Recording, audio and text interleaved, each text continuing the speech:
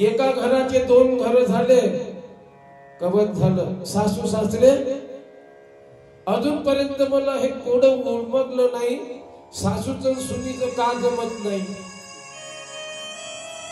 कारण सासूला असं वाटतं का माझ्या सुनीनं माझ्या ताब्यामध्ये असलं पाहिजे, असं वाटतं ना.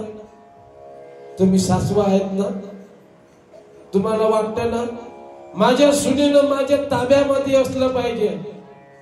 सुनीला काय वाटतं, मी माझं घरदार सोडून आली याच्यासाठी, नाही का, माझ्या इच्छा आकांक्षा पूर्ण झाल्या पाहिजे. आता सासूबाई पदर घेते डोक्यावर, सुनबाई काही पदर घेत नाही. तिला असं वाटतं माझ्या सुनेनं माझ्या सारखं वागलं पाहिजे, नाही का.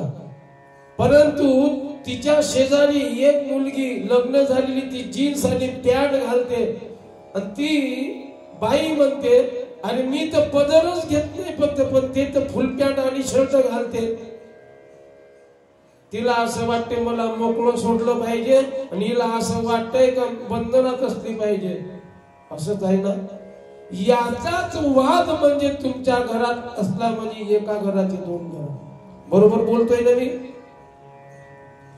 जोपर्यंत हे मिटत नाही तोपर्यंत तुमच्या घरचा वादच संपुष्टात येत नाही. हे जोपर्यंत मिटत नाही का सासू म्हणते माझ्या ताब्यात असली पाहिजे, माझ्या मनानं ऐकलं पाहिजे, सून म्हणते मी ती तशी वागते, मन बंधनात का ठेवते, मी तर तिच्यासारखी जीन्स पॅन्ट वगैरे घालत नाही, काही रस्त्यावर नाचायला जात नाही. असं यातच भांडण तुम्हाला आहे, म्हणून सून आणि सासूचं पटत नाही. बरोबर, चुकीचं आहे. मग आता काय करावं लागल, पटवून घेण्यासाठी काय करावं लागेल. आपल्याजवळ रामबाण उपाय आहे.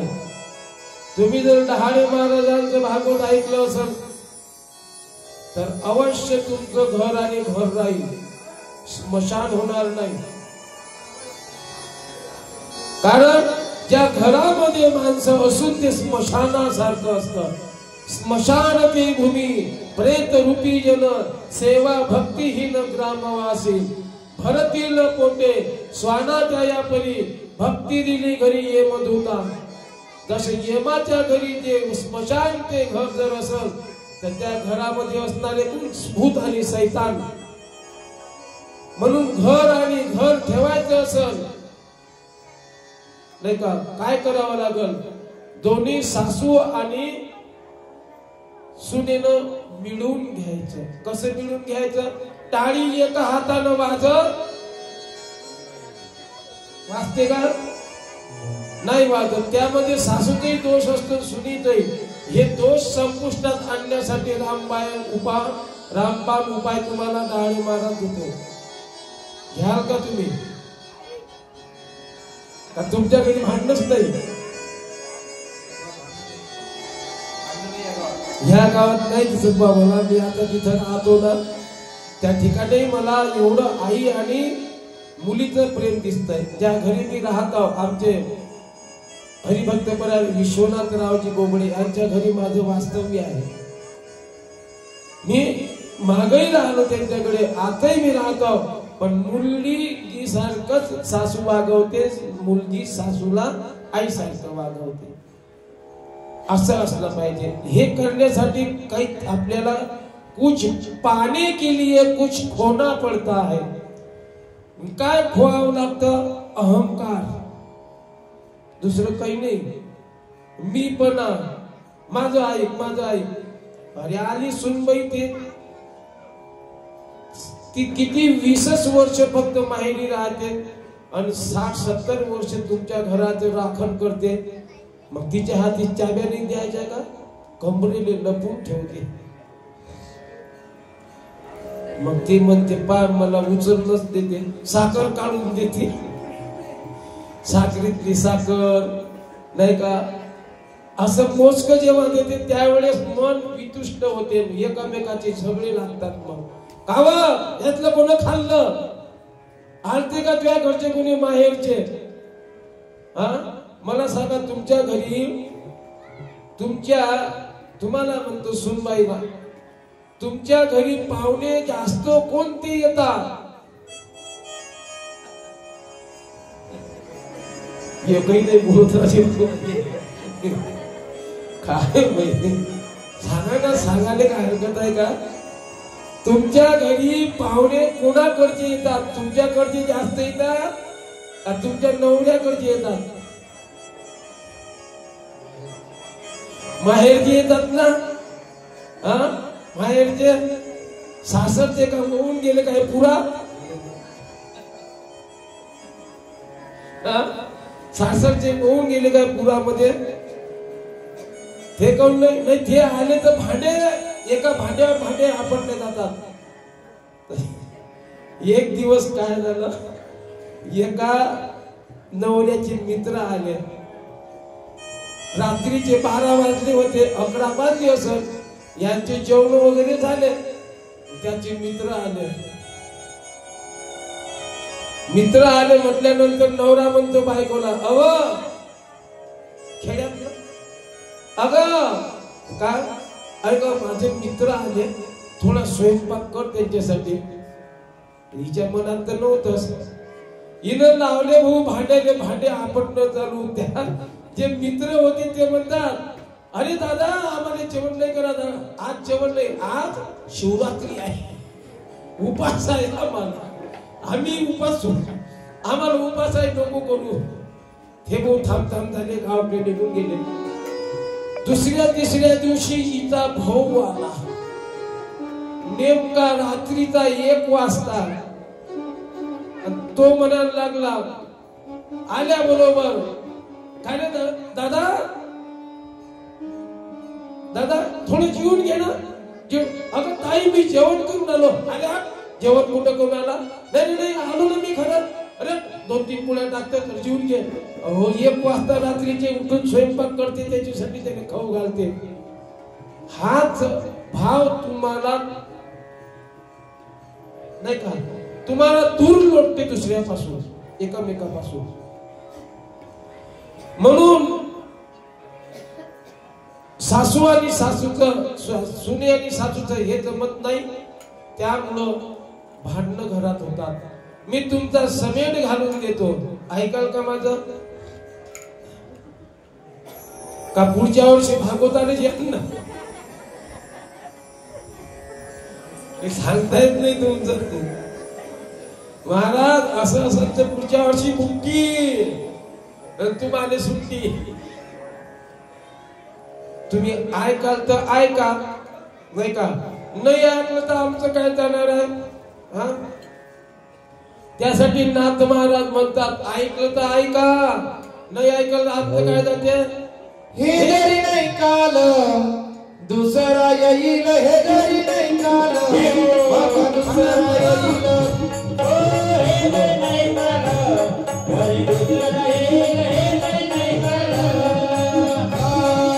सरत सेवकी बा काळ बांधून येईल, सरत सेवकी बा काळ बांधून येईल, सरत सेवकी बा काळ बांधून येईल, सरत सेवकी बा.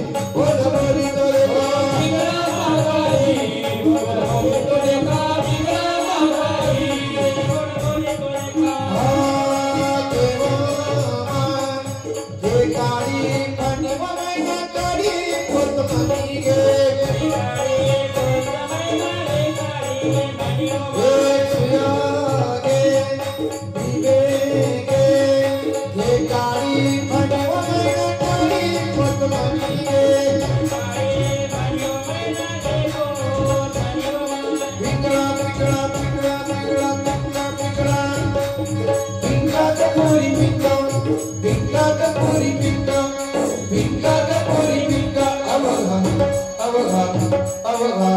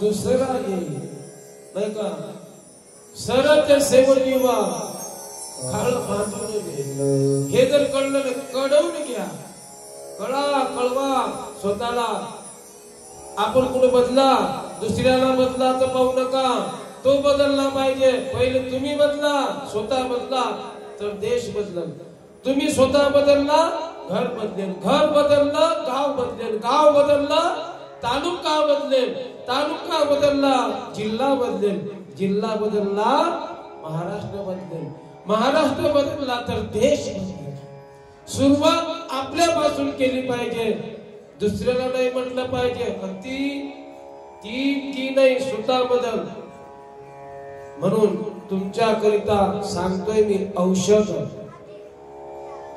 भांडणं थोडंसं आहे फक्त मूळ थोडंसं आहे जास्त नाही ते फक्त बाजूला जर ठेवलं तर तुमच्या घरामध्ये घर पण येईल कसं असलं पाहिजे घर कसं पाहिजे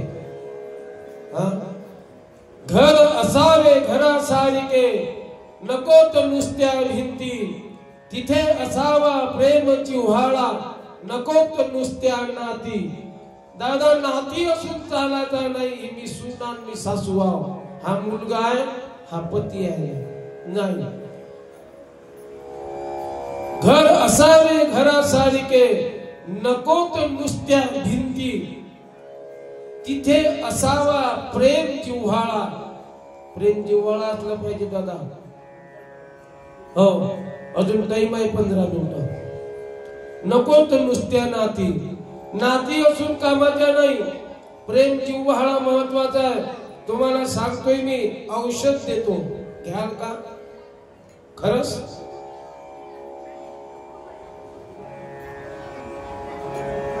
देऊ ना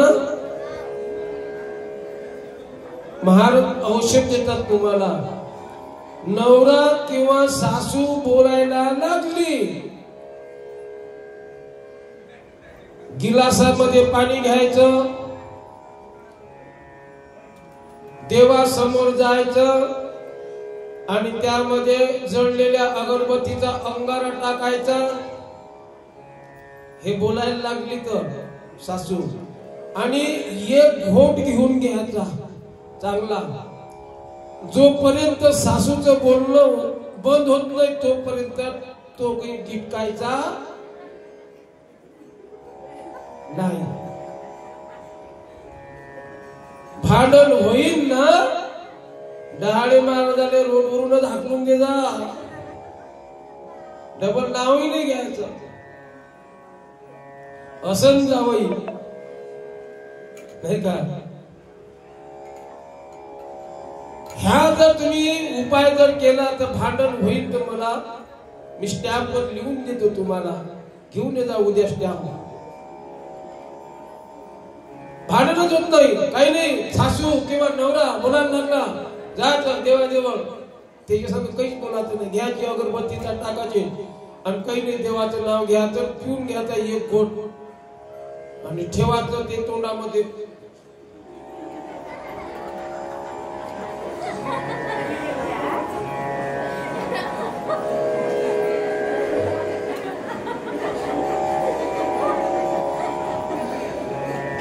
बोलणारी सासू किती बोलणार आहे,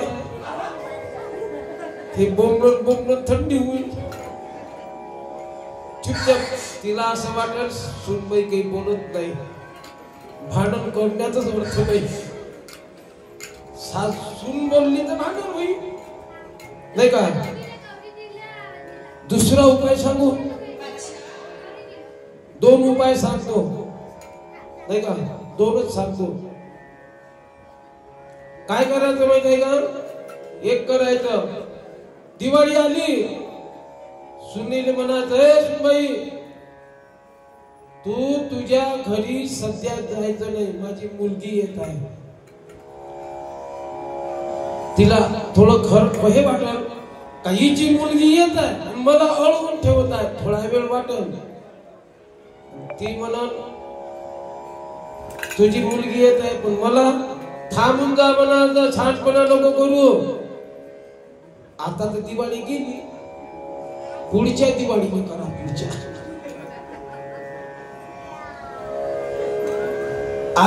सुनबाईने म्हणा तर सुनबाई तू छानपणा नको करू, माझी मुलगी येत आहे, मग जाऊ तू. बर ते थांबेल बिचारी.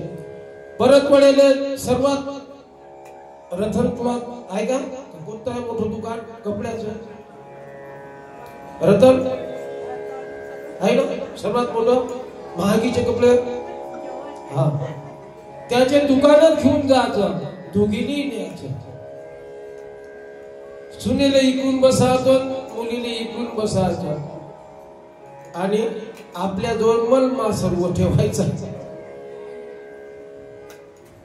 तिले म्हणायचं, सुनेले म्हणायचं, ए सुनबाई सांग कोणती साडी पाहिजे. जे सर्वात महागीची साडी त्याला म्हणते, ए दुकानदार साहेब सर्वात महागीची साडी दाखव. तो पाहिजे तो 10,000 रुपयाची दाखवते. किती? 10,000 रुपयाची साडी दाखवते. हे आता सुनेले जर 10,000 रुपयाची जर साडी दाखवली तर स्वर्ग हितभरच राहते नाही का, हितभर स्वर्ग.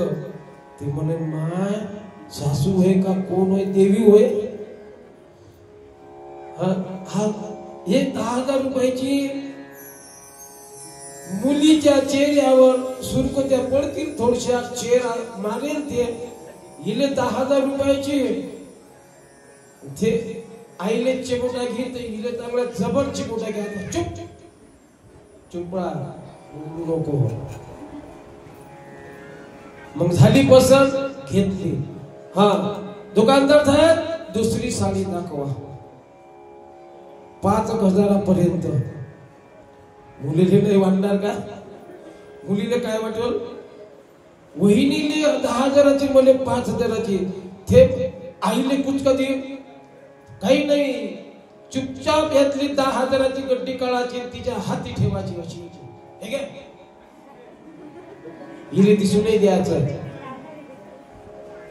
ती पाहिन किती हजाराची, 10,000ची. बोंबलन काय पुन्हा मुलगी 10,000 तर भेटले, 5,000ची साडी भेटून राहिली.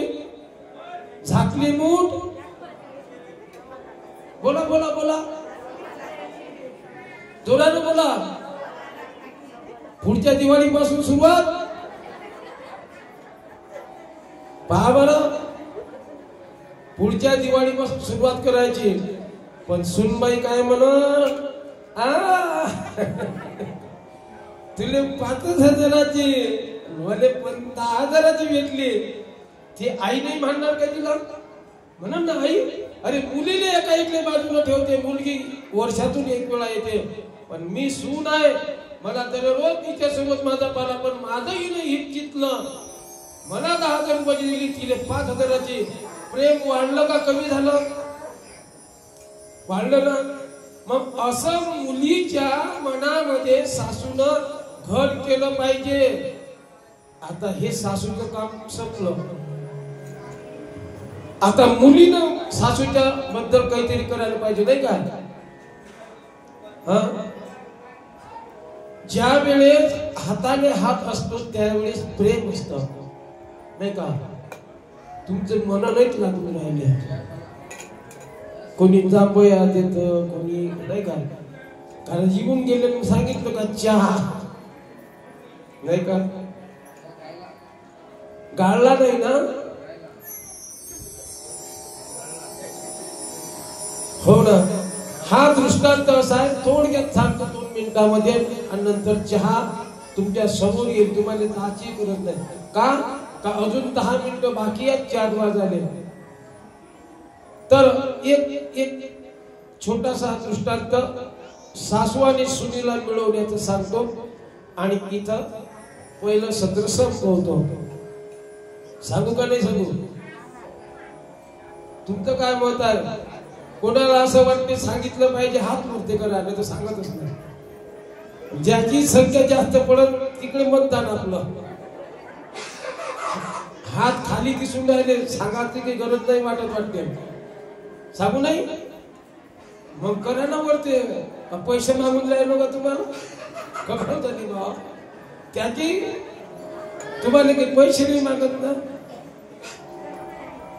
बरं, एक उन्हाळ्याचे दिवस होते. जसा उन्हाळा लागला ना, उन्हाळ्याचे दिवस होते. येते ना चहा ठेवा, त्यांनी दिली जांभूई. येत नाही ना, 2 मिनिटं येऊ दे ना. 10 मिनिटं बाकी आपले. तिला माहित नाही का 4 वाजता महाराजाचा चहा असते. 2 मिनिटं सांगू ना. तर उन्हाळ्याचे दिवस होते. सुनीता आणि सासूचं जमत नव्हतं. सून आल्याबरोबर सासून तंबाजी सुरू केली. माझ्या मतानं तू ऐकलंच पाहिजे का? पूर्वीचा काळ जर घेतला असता ना तुम्ही, नाही का? सुनीचा नव्हता दिवस, त्यावेळी सासूचा दिवस होता. काय झालं, एकदा त्या काळात माझी आई समजा म्हातारी होती. मी आईला म्हणत होतो माझ्या. मी म्हटलं, मी आई नव्हतो म्हणत, मी मा म्हणत होतो. मा खेड्यातली भाषा. का म्हटलं, हे बाकीचे लोक म्हटलं येले माणसाले टाल असते म्हटलं. टाल आहे काय कुणी इथं? टाल असते इथं कोणीच नाही वाटते तुमच्या गावात. टाल आहे आमचे भीमराव जिथे मध्ये टाल आहे. संपूर्ण गेले याच्यावरचे. माणसाचं टाल पडताना पाहिलं. पण काव म्हटलं, हे तुझं कसं काय टाल पडलं? इथपर्यंत केसच नव्हते माझ्या मायला, इथपर्यंत हे काहीच नव्हतं. मी म्हटलं काव मा, म्हटलं तू हे टाल कोण? आईचं नाव गुणाबाई होतं. गुणही तसेच होते. काव म्हटलं, कारण ते ज्या टाल पडलं त्यावेळेस गुण असतील ना चांगले. काव म्हटलं, हे काव आम्हाला टाल पडलं? काय म्हणे बाबू सांगू तुले, तुझी खेड्यातली माझ्या तुझी आजी एवढी बदमाश होती म्हणे. इस्त्याने धराव म्हणे, पण तिले नाही धराव म्हणे. भाऊ म्हटलं काय झालं? काही नाही म्हणे. एक दिवस म्हणे तेलाने पाठवलं. एवढे पावटेर आहे तेव्हा तेलाने दुकानात जाण्यासाठी खायचं तेल आणलं. काहीतरी माझ्या त्यानं सांडलं म्हणे. तिनं तेच शिशी घेतली म्हणे. बाबू इथं मारली म्हणे. ते एक झालं म्हणे. दुसऱ्यांदा मग 4 कुवाचं दळाले ते झोप ये म्हणे मला. ते डोकं ये म्हणे, हे लोटास पकडे म्हणे. इच्छा खल्ल खल्ल खल्ल खल्ल हलवून म्हणे एकही केस नाही ठेवलं म्हणे. मग त्यावेळी त्या सासवा आता पाहिजेत का? आता तर सासूचीच पकडते रे बाबा. आता सासू नाही पकडत, सासूचे. काळ बदलला, काळ परिवर्तनशील आहे.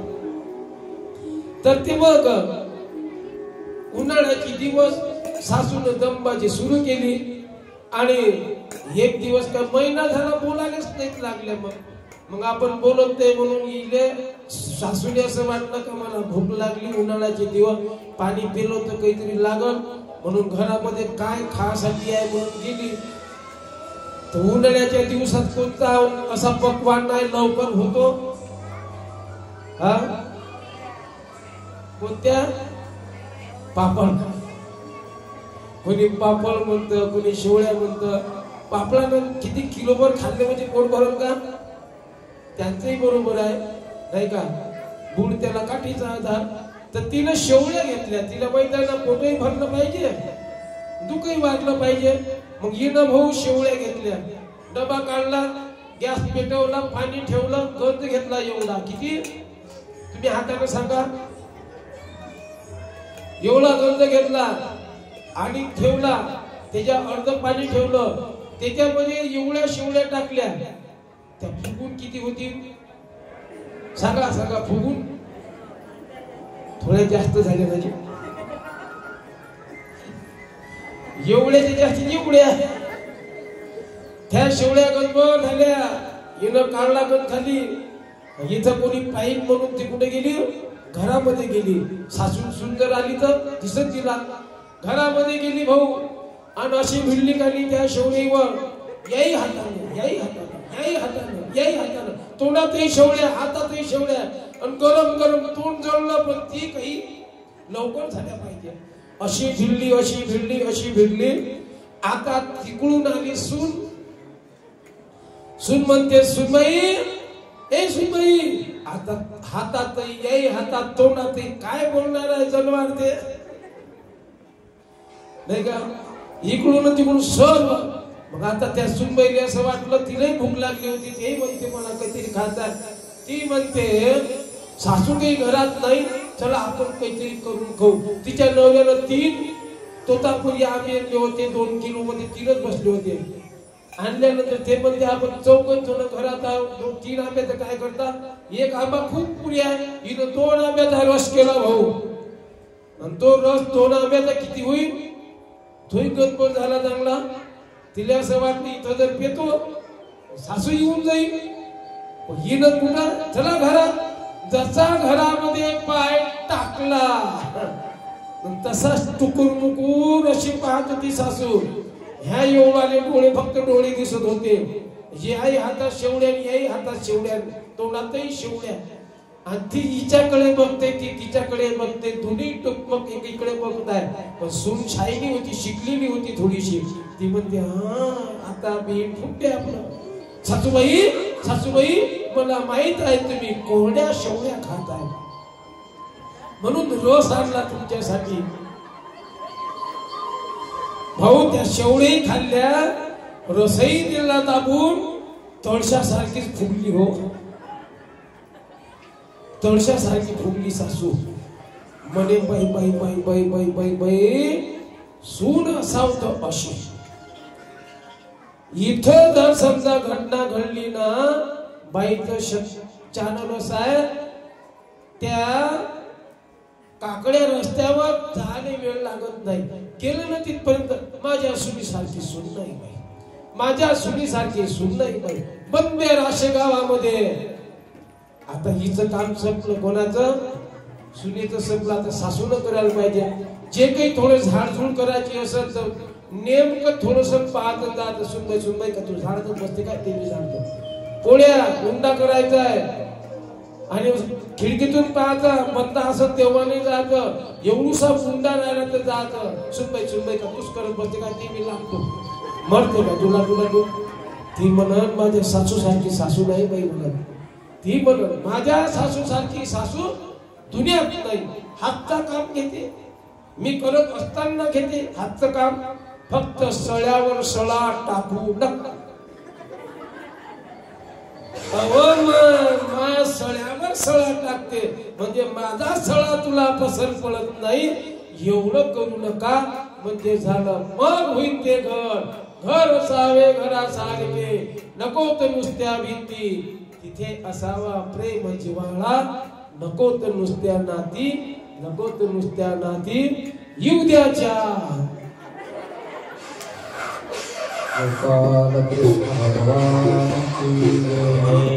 ज्याला कळलं ते कळलं, ज्याला नाही कळलं तर प्रसाद घेतल्याशिवाय जाऊ नका.